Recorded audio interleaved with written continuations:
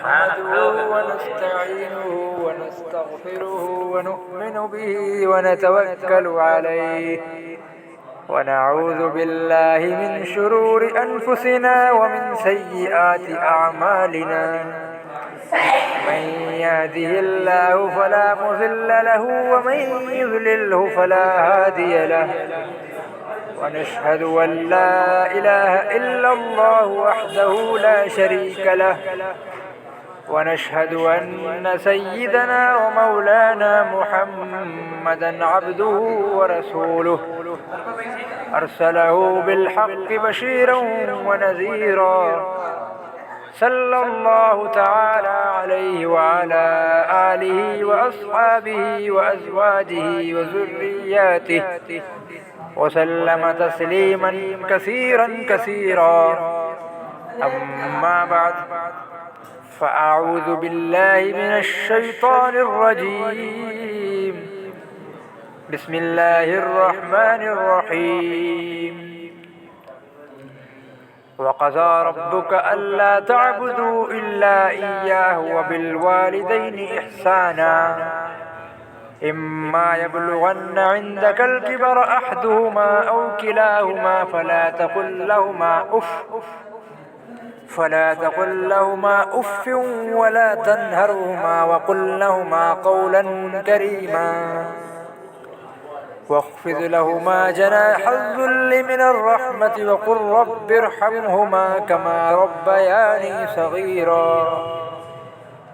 صدق الله العلي العظيم وصدق رسوله النبي الكريم ونحن على ذلك لمن الشاهدين والشاكرين والحمد لله رب العالمين. وقال النبي صلى الله عليه وسلم الجنة تحت أقدام الأمهات. وقال في حديث آخر الوالد أوسط أبواب الجنة أو كما قال صلى الله عليه وسلم.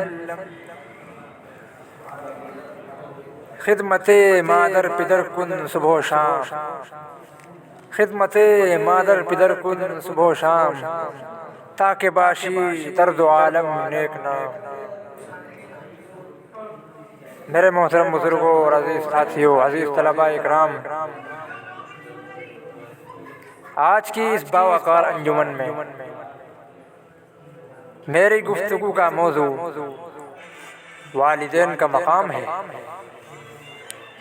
والدین کا مقام بہت ہی بلند و بالا ہے، اور والدین میں سب سے پہلا نمبر ماں کا ہے، پھر بعد میں باپ کا ہے.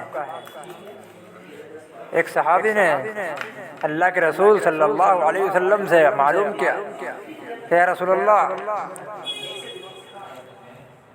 کہ میرے والدین کا مجھ پر کیا حق ہے؟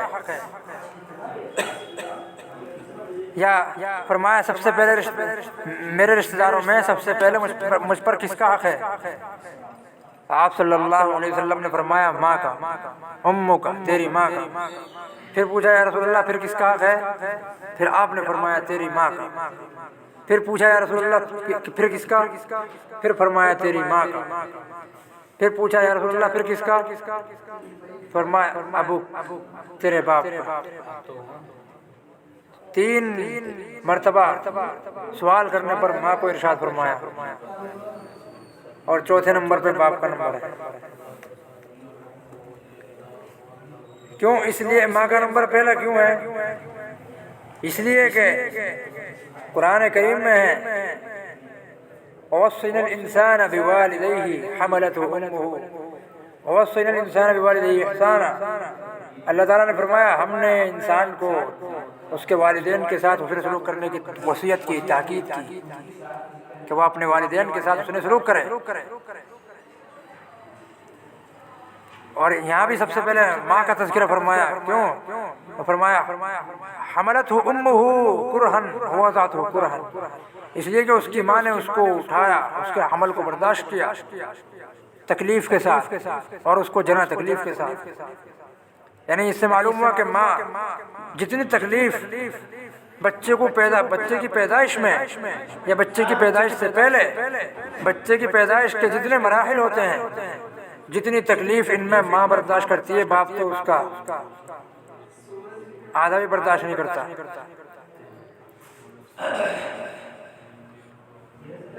ایک تکلیف تو جب اٹھاتے جب بچہ پیٹ میں ہوتا ہے 9 مہینے تک اس کو لیے پھرتی ہے، اور جب اس کے بعد جب اس کو جنا جاتا ہے، جب وہ اس کو بچے کو جنم دیتی ہے، جب وہ تکلیف برداشت کرتی ہے، اور یہ تکلیف اس قدر نہایت تکلیف ہے کہ کتابوں میں آتا ہے کہ حضرت مریم علیہ السلام جب انہوں نے حضرت عیسیٰ علیہ السلام کو جنم دیا تو جنم دینے کے بعد انہوں نے فرمایا، انہوں نے عرض کیا، اے اللہ یہ درد تو اتنا سخت ہے، یہ اتنا مرحلہ، یہ بچے کو جنم دینے کا مرحلہ اتنا سخت مرحلہ ہے کہ اگر اس سے پہلے مجھے موت دے دیتا تو اچھا تھا۔ تو کتنی بڑی تکلیف ماں برداشت کرتی ہے،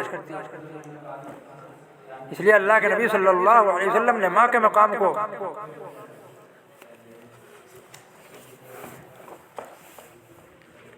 مقام کو ارشاد فرمایا، اور فرمایا الجنت تحت اقدام الامہات، ماؤں کے قدموں کے نیچے جنت ہے۔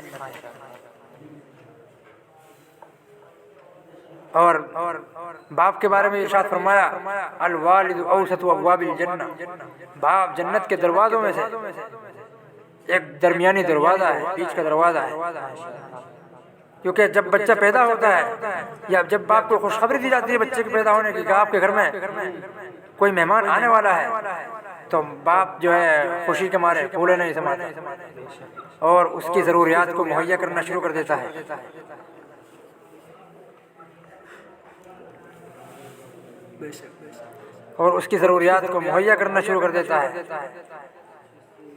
حالانکہ ابھی بچہ پیدا نہیں ہوا، پیدا ہونے سے پہلے ہی خوشی کا اظہار کرتا ہے۔ اور ایک حدیث میں ایک صحابی نے پوچھا، یا رسول اللہ ما حق الوالدین علی ولدہ، والدین کا کیا حق ہے اس کی اولاد پر؟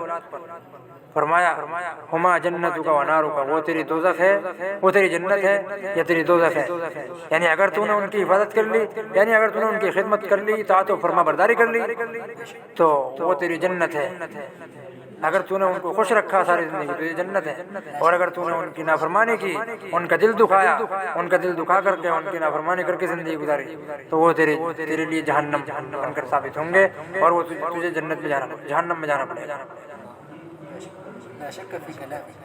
اور فرمایا الوالد اوسط ابواب الجنہ، باپ جنت کے دروازوں میں سے بیچ کا دروازہ ہے، یعنی اگر تو چاہے تو اس دروازے کی حفاظت کر لے، اور اگر چاہے تو اس کو ضائع کر دے۔ اس کی حفاظت کرنے کا مطلب یہ ہے کہ باپ کی فرما برداری کر، ماں باپ کی نافرمانی مت کر۔ باپ کی فرما برداری کرے گا تو جنت کے دروازے کی حفاظت کرنے والا ہوگا۔ جنت کا دروازہ جبھی کھولا جائے گا، اسی کے لیے کھولا جائے گا جو باپ کی فرما برداری کرے گا، اور جو باپ کی نافرمانی کرے گا اس کے جنت کا دروازہ نہیں کھولا جائے گا۔ ضائع کرنے کا مطلب یہ ہے۔ اور جبریل امین سید الملائکہ ہے، فرشتوں کا سردار ہے، سارے فرشتوں کا سردار ہے۔ انہوں نے ایک موقع پر جو ہے ایک بد دعا دی، انہوں نے کہا کہ یا رسول اللہ ہلاک ہو جائے وہ شخص جس نے اپنے والدین کو اپنے سامنے بڑھاپے کے عالم میں پایا اور اس نے ماں باپ کی خدمت کر کے اس نے جو ہے جنت نہ کمائی، جس نے بوڑھے ماں باپ کی خدمت نہیں کی تو ہلاک ہو جائے وہ شخص۔ اور رسول اللہ صلی اللہ علیہ وسلم نے غور کرنے کی بات یہ ہے کہ رسول اکرم صلی اللہ علیہ وسلم نے اس پر آمین فرمایا۔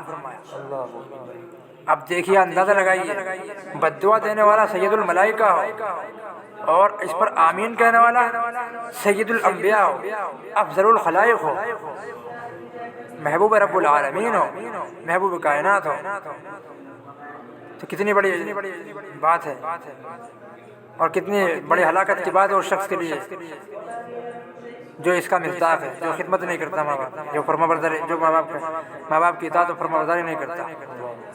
شب برات اور شب قدر جیسی مبارک راتوں میں جس میں اللہ کا منادی پکارتا ہے کہ ہے کوئی